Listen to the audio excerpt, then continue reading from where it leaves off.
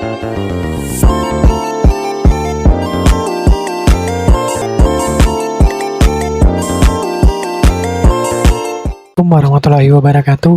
Perkenalkan, nama saya Muhammad Daniel Firlian. Di video kali ini saya akan membawakan materi tentang etika penelitian. Pengertian etika penelitian yaitu adalah secara etimologi kata etika berasal dari bahasa Yunani yaitu ethos dalam bentuk tunggal yang mempunyai banyak arti seperti tempat tinggal yang biasa, padang rumput, kandang kebiasaan, adat, akhlak, watak, perasaan, sikap, maupun cara berpikir. Dalam bentuk jamak yaitu eta, artinya adalah adat kebiasaan. Arti terakhir inilah yang menjadi latar belakang bagi terbentuknya istilah etika yang oleh filsuf Yunani besar Aristoteles sudah dipakai untuk menunjukkan filsafat moral. Sehingga etika berarti ilmu tentang apa yang biasa dilakukan atau ilmu tentang adat kebiasaan.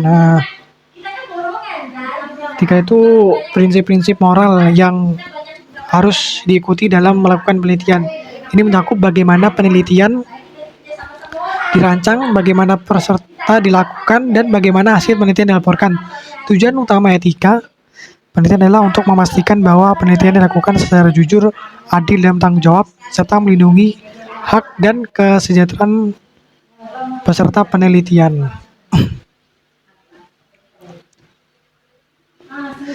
Selanjutnya ada fungsi etika penelitian ya. Yang pertama, melindungi subjek penelitian. Etika menjamin bahwa subjek penelitian baik manusia maupun hewan tidak mengalami kerugian fisik, psikologis, atau sosial. Ya, contohnya subjek manusia harus diberi informasi yang cukup dan persetujuan sebelum ikut serta. Nah, subjek penelitian ini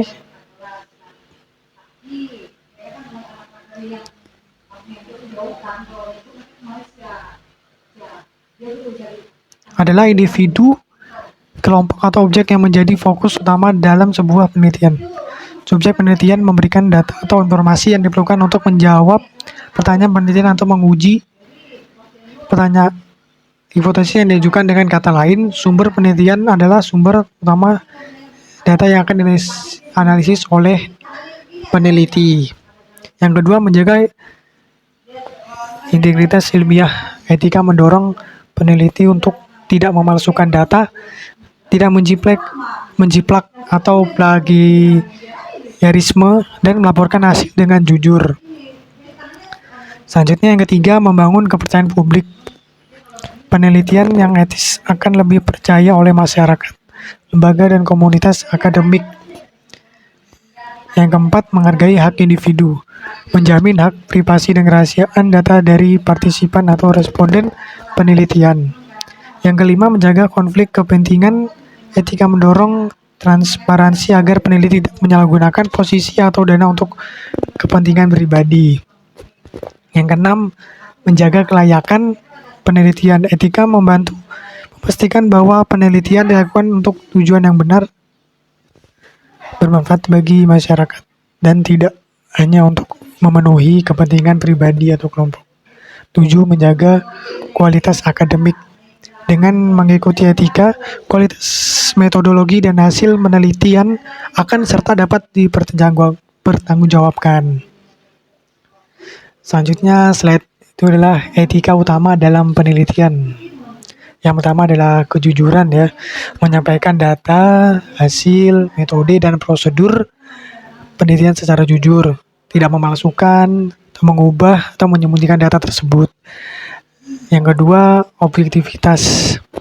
Itu menjaga netralitas dalam merancang, melaksanakan, dan menganalisis hasil penelitian, menghindari bias atau konflik kepentingan pribadi. 3. Integritas. Menepati janji dan komitmen penelitian. Konsisten antara ucapan dan tindakan dalam pelaksanaan penelitian.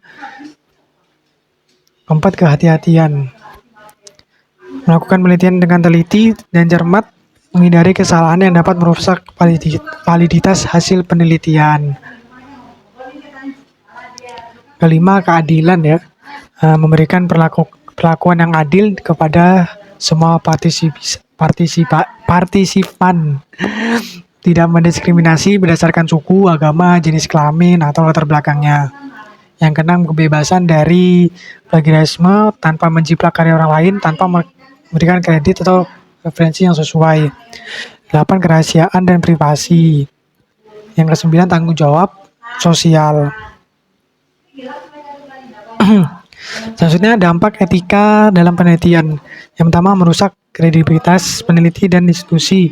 Pelanggaran ketika oleh peneliti atau kelompok peneliti dapat merusak reputasi mereka secara serius. Kredibilitas individu dan institusi riset akan tercemar yang dapat mengakibatkan keraguan terhadap semua hasil penelitian yang mereka hasilkan. 2, penghambat kemajuan ilmiah. Itu penelitian yang tidak etis dapat